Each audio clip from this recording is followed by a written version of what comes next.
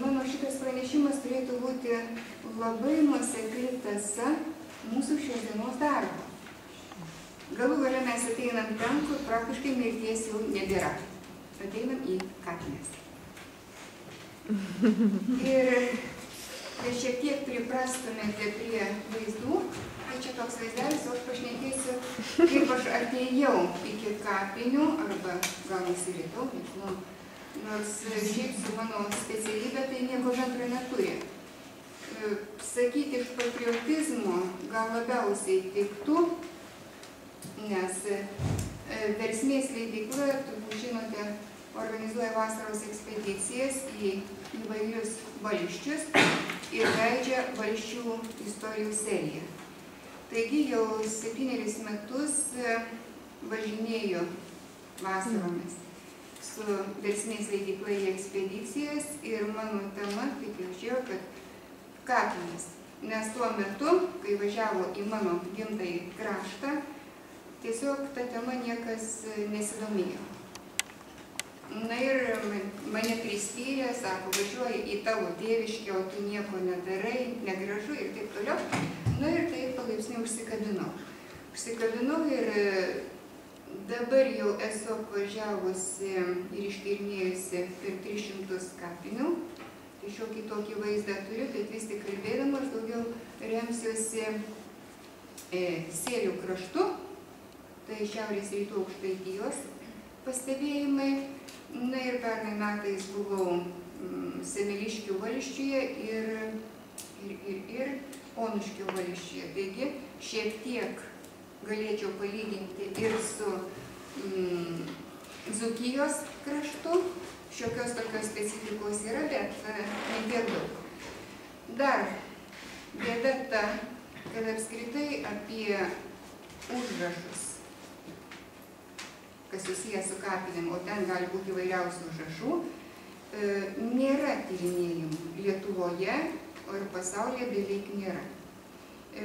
Neseniai prieš nepilną mėnesį net pasižiūrėjau balandžio 19 dieną, Mokslo akademijoje buvo organizuotas toks seminaras epitafijoms įvairioms, tai ten vienas pranešimukas buvo apie Klaipėdos krašto liuteronų kapinių užrašus. Tai galiu tik tai pasiremti tai, kuo išgirdau, kad panašumų bus. Reiškia, tai, ką aš šnekėsiu, tai šiek tiek universalesnė įžvalgos bus, ne tik mano subjektyvūs pastebėjimai. Na ir susiaurinu savo plačią temą ir kalbėsiu tik apie, net nekalbėsiu, tiesiog kai ką papaišysiu, štrichus tokius pateiksiu, apie antkapinių paminklų užrašus. Na ir kas būdinga tų antkapinių paminklų užrašams, tai čia bandau apibūdinti, kad tai epigrafas, tekstas užrašytas ant kažko materialaus, ant antkapinių paminklų, ir turi apibendrinančią viešą prasmę. Ir dar būdinga tai, kad antkapinių paminklų įrašai yra praktiškai trafaretai. Atrodytų, taip mes visi žinome. Ar iš tikrųjų taip, tai galbūt, kai pašnekėsiu šį bei tą parodysime, šiek tiek suabejosime.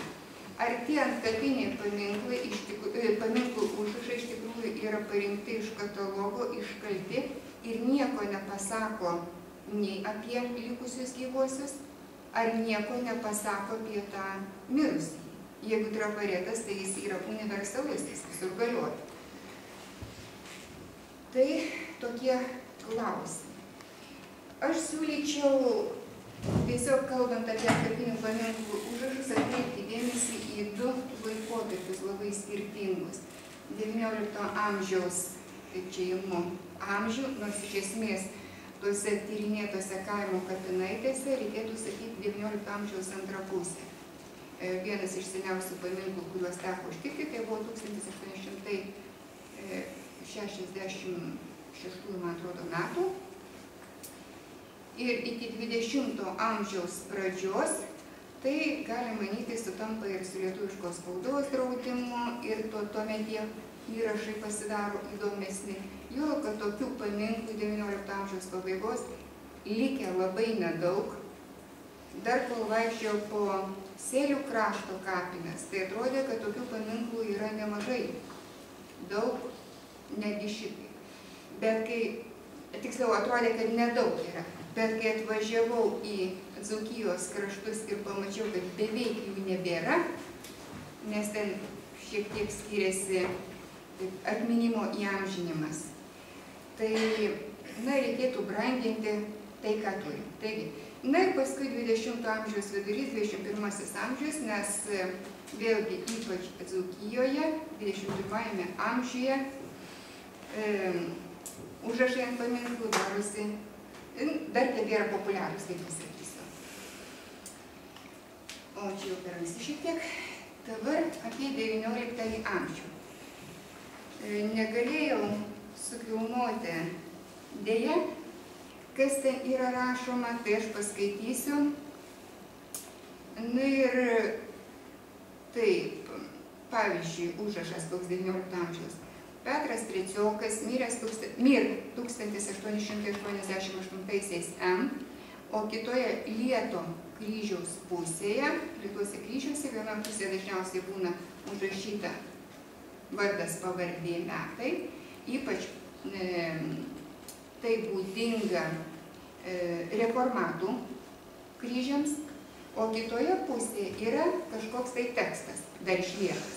Tai va, kitoje kryžiaus pusėje toks užrašas. Viešpatie dabar laidi tarną tavą pakajui. Iš Luko Evangelijos.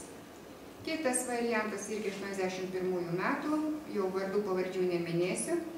Kristus bus pagarbintas kūne mano, ar par gyvastį, ar par smertį. Iš Pilypo. Tai pašlavinti, kurie neregėjo ir intikėjo. Iš Jono Evangelijos.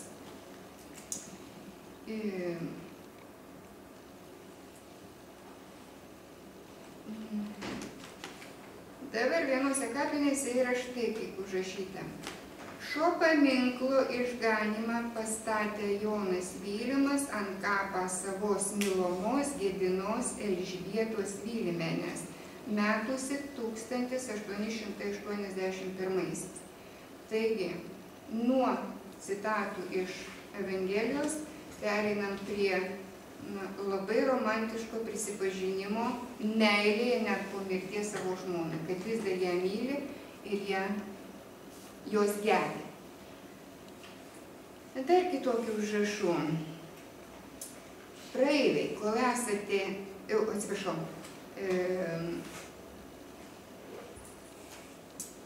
Magdalena Šimukienė iš Jakubanių su sūnum kunigu Juozapu Šimkūnu priešam savą amžinų atilsį duok jiems viešpatie, amžinai tegul apšviečia.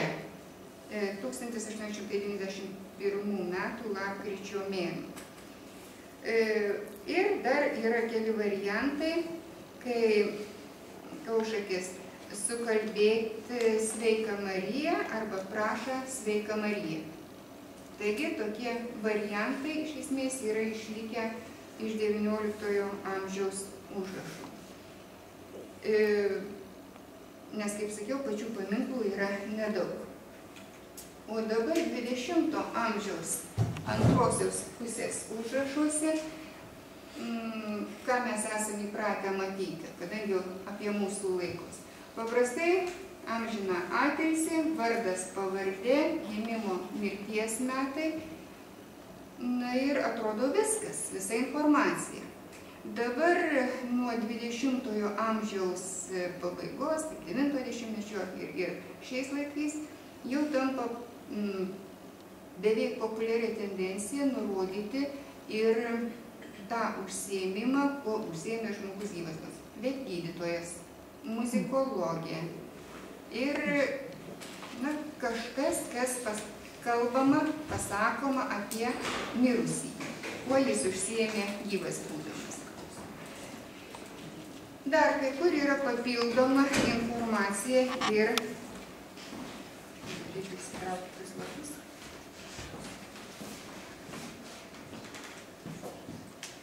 prašoma tėvo užtarimo, išreiškiamas liūdesys dėl artimo netekties, konstatuojama mirties neišvengiamybė ir taip toliau ir taip toliau. Na ir štai, kaip sakau, kažkas pasakoma jau apie mirusį. Tai čia vienas iš senesnių laikų tokių Lietuvos TSR nusipelnė žemės ūkio darbuotojas, ilgametis Čedasų kolūkio pirmininkas. Koks skirtumas, ar muzikologas, ar gydytojas, ar miškininkas, tai irgi kalba apie tą, ko nėra. Ir čia kažkas panašaus. 3 kurso kunigų seminaro studentas, seminaris Raudono teroro auka. Na, dabar kiek kitokių užrašai prasideda. Viešpatie, tavyje mūsų viltis.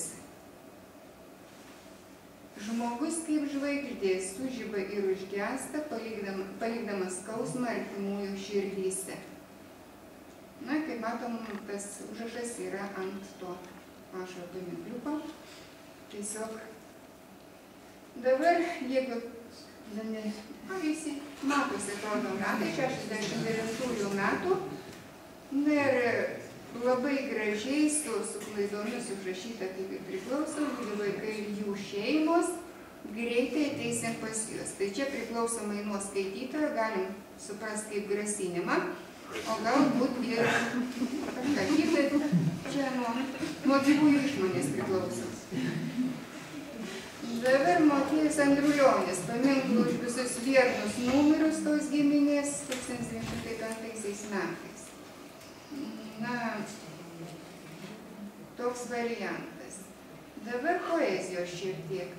Ir vėl žydės alyvos pavasaris vėl bus, bet tu, brangus tėvelį, negrįšiu pas vaikus. Filosofinis pastebėjimas ir tokių, beje, Aukštaitijos, Sėlių krašte, pastebėjimų, štai vadinu filosofiniais, yra daugiau. Jie tokie neutralesni, tokie labiau išlaikyti. Dzūkijos krašte labiau būdingos raudos ir, na, taip, ištraukos iš eilėraščių. Na va, mirtis visus sulygina ir išlaisvina. Čia amžino mėgo jums niekas netrukdys, su skausmo širdim vaikai jūs lankys. Gyvenimas nesibaigia, jį tik keičia tikėjimas. Atrodytų, kad apie neutralūs tekstai. Vėlgi tai šiek tiek poezijos ir šiek tiek tokio, sakysim, artimųjų reagavimas į išėjusį. Artimųjų gėlas skausmas. Na, kokia tai artimųjų gėlas skausmas, ką su ironija šiek tiek pažiūrėjau šitą problemą. Atkreipiu dėmesį. Bet mama, aš taip suprantu, tai dar gyva. Abu gyvas. Taip, ir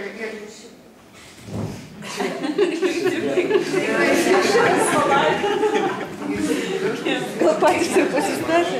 Galima interpretuoti įvairiai. Žinant lietuvišką būdą, galbūt jie ir patys pasistato paminklą, nes nepastatė žiūrėti.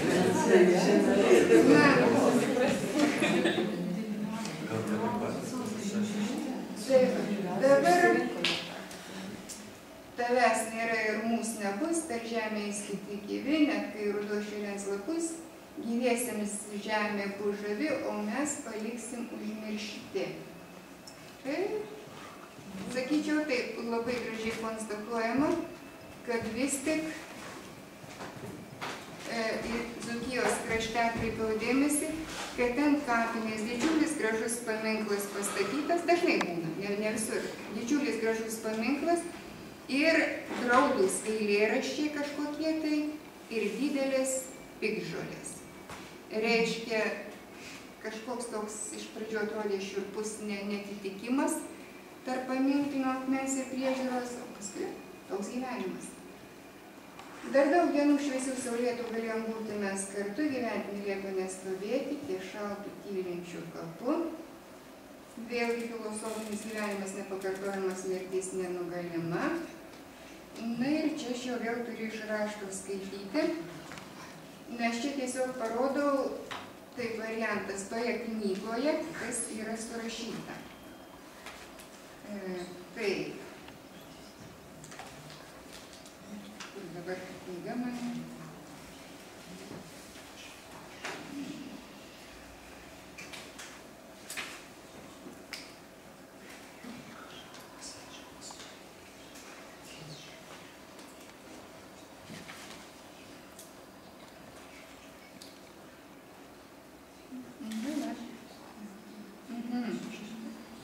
Čia iš Semeliškių kapinių. Čia esu aš gimus, kūdikėlių žaidus, čia dienas jaunystės aš esu praleidus. Čia viską pažįstu, upę, mišką, lauką ir pietų vėjelį, kurs po slėnį plauko. Tegul kitur žemė būtų ir auksinė, bet ši man brangiausia, nes yra gimtinė. Knygoje taip surašyta šitos eilės, kurias perskaičiau. Na ir ant Binkių kapo, Kužgalio kapinėse yra, turbūt suprasit, ką paskaitysim, apsaugok aukščiausias tą mylimą šalį, kur mūsų sodybos kurbočių kapai. Juk tėviška tavo malonė daug gali, mes tavo per amžius suvargę vaikai. Nepleisk aukščiausias mūsų ir brangios tėvynės, maloningas ir galingas, bet visas gadynės. Maironis.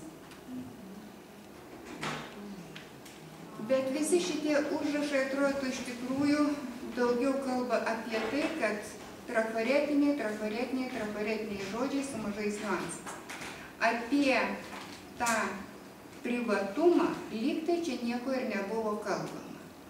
Bet dabar aš norėčiau parodyti ir pašnekėti apie vienas kapines.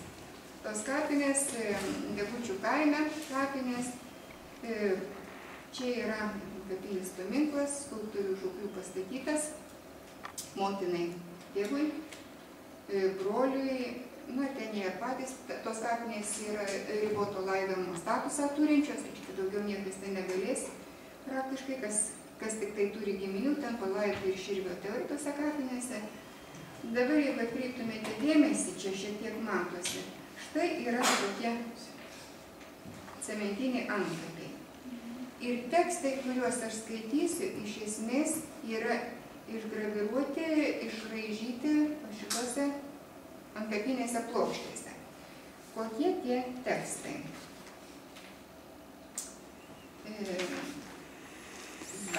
Degučių kaimas, taip. Atsiprašau, kuriam Degučių kaimas? Prie Zarasų? Taip. Prie Zarasų? Taip, Sėlių kraštas. Tai toliau gal. Taip, ir pradėsim nuo tokių. Talentingas Stalis kryžių meistras. Čia paėmiau šitą variantą.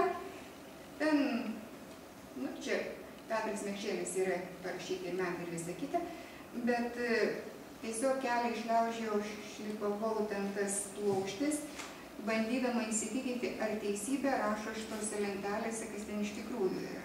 Teisybė. Lygiai tas pats ten ir išrašyta. Tai va lentelė matom, tas ir užrašyta. Talentingas Stalis kryžių meistras. Dabar kitas. Kažkoks tai žmogus. Turbūt bylojantis apie žmogų.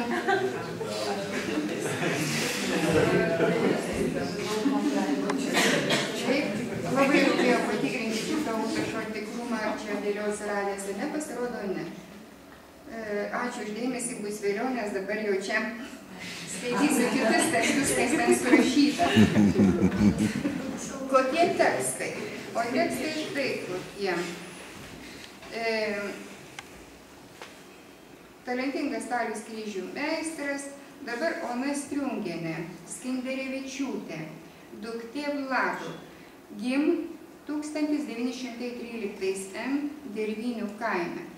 1932 met, taip kaip ten parašyta, aš ir trumpinius taip skaitau, apsivedė su Antanu Striungiu Degučių kaime. Mirė 1939 metais gimdant. Dabar kitas užrašas apie Oną Žuklienę. Ona Žuklienė Širvytė gimė 1856 Maigiškių vien, vienkiemyje. 1874 apsivedė su žukliu Jurgiu S. Juozo, sūnum Juozo, Degučių kaime, išaugino Emiliją, Pranciškų, Kastulę, Antaną, Agotą, Juozapą, Balį. Ir dar paminklo šone yra užrašas. Mirė 1938 9.16 Lingavos vienkiemyje ir viskas. Dabar prano Žuklio, Veronikos Žuklienės, Alberto Žuklio, ten tas paminklas trims, kur buvo užrašyta. Veronika Žuklienė 1895-1910 Antano Marijonos Tuskų dukra Salų parapijos išaugino sūnus Vladą Albertą Leoną Lionginą Julių. Pranas Žuklys 1881-1958 Jurgio ir Onos sūnus. 1903-21 gyveno Petrograde, grįžęs buvo ūkininkas, stalius laisvalaikiu drožė skulptūras. Albertas Žuklys, kitas 1919-48 Prano Veronikos sūnus, skulptūras, jo žodžiai, mylėjau gyvenimą, bet gyvenimas mane nuskynė.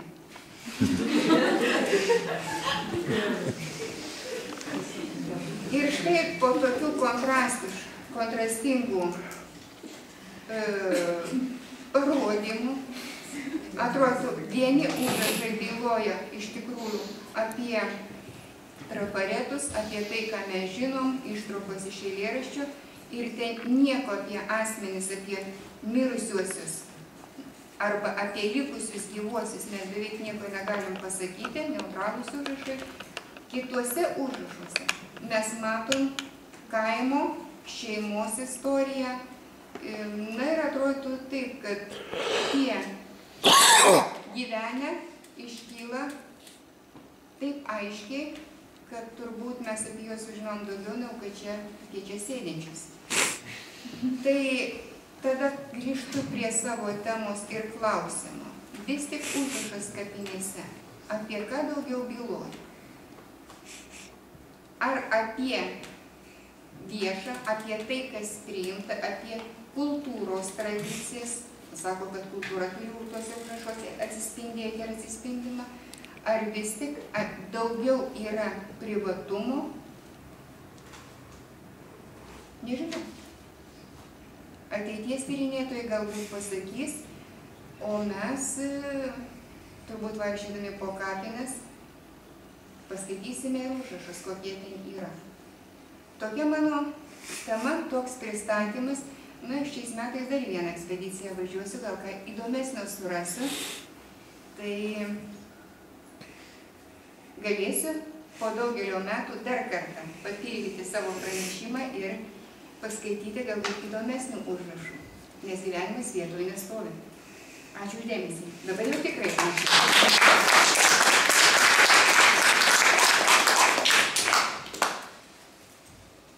Klausimų mažėja su kiekvienu pranešimu ir pabaigai, kad tada ko gero galima klausimai einate. Aš tokia, man labai buvo keista, kad jūs pasakėte apie neutralius pranešimus, apie tuos neutralius užrašymus. Nes, pavyzdžiui, tokie žodžiai, kad gyvenimas nesibaigia, jis perina tikėjimą ar kažkaip tai ir kiti panašus man nepasirodė neutralūs ir netgi sakyčiau, kad apie tuos gyvuosius ir galbūt net apie tą mirusį pasako daugiau negu tie dalykai, kuris pasako, kad mėgo alų ar kažką. Nes tai parodo požiūrį į mirtį, pavyzdžiui, tai, kad jie turėjo vilties kažkokios arba tikėjimo to galiausiai, tiesiog požiūrį į mirtį yra jų reakcija. Ir net tie šabloniniai kažkokie gal posakiai. Bet ar nėra taip, kad jie atspindi gilesnius jausmus, negu kad mėgo alų, pavyzdžiui? Norėtume tikėti, mes tikrai norėtume tikėti, kalbant apie kapines ir jų užrašus, kad ten yra žymiai daugiau, ten yra gražiau, ten yra giliau. Gal taip ir yra? Galbūt.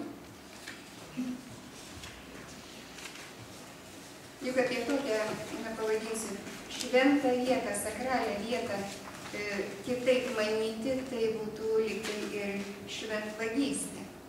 Bet čia juk skaitom mes pašalin. Mes įskaitom tai, ką norime matyti. Ir iš tikrųjų, ar matysim taip, kaip jūs dabar siūlot matyti, ar taip, kaip aš čia jums pateikiau su šiokia tokia ironijos doze, kad paskatintų mus skaityti ir pamastyti apie nenagrinėtą temą. Tik tokia mano paskata buvo. Tai čia pasirinkimas. Ar taip, ar kitaip, ar dar kitaip. Bet ačiū už klausimą. Ar turit kokią informaciją ir skiriasi, pavyzdžiui, kapinių, tolesnių nuo centrų didelių miestų, pavyzdžiui, kapinių užrašai? Aš nesu tapofilė, verčiu lietuvių kalbą kapinių mylėtoja. Tikrai ne. Kolegos kokie nėra tyrinėjami? Ir į didžiasias kapines, jeigu nėra būtinybės, aš ten ir neinu, nežinau. Kaimų kapinaitės, tai ten yra, taip pasakysiu dabar sentimentaliai, ten dar yra dvasia, ypač tos neveikiančios kapinaitės. Jos turi savo bruožus. Nueini vienas kapines, ten papilonių prisodinta, Dzūkijoje rūtų prisodinta ir padaugėlės ir pagal daug, kad ten galima atrinkti. Matyti kapines turi veidą. O didžiosios, nežinau, neinu, nebuvau. Šiaip apie Bernardino, apie rasų kapines, tai čia nėra kalbos, čia knygos išleistos ir... O šiaip tai tendencija ir kaimo kapinėse ryški, nebėgimas nuo mirties, perfrazuoju Heideggerį, jau laisvai traktuoja į kitą pusę, šitą tendenciją. Juk dabar ir kaimo kapinėse stengiamasi stovi kažkoks paminkliukas, kad ir ten, pavyzdžiui, ta širdis ar dar kažkas, tekstai kažkokie iškalti, kapo nepalikti, kažkokie vos ne japoniški sodai kūriami, kad net užuominos nebūtų apie kapą. Nebūtų apie mirtį. Nereikia šito. Link to einam. Išbarstoma žvyro, kažkur kampe pasodinama gėlytė. Mes vaikštom per kalnus. Tai turi būti toks gyvenimas. Nežinau, negaliu atsakyti.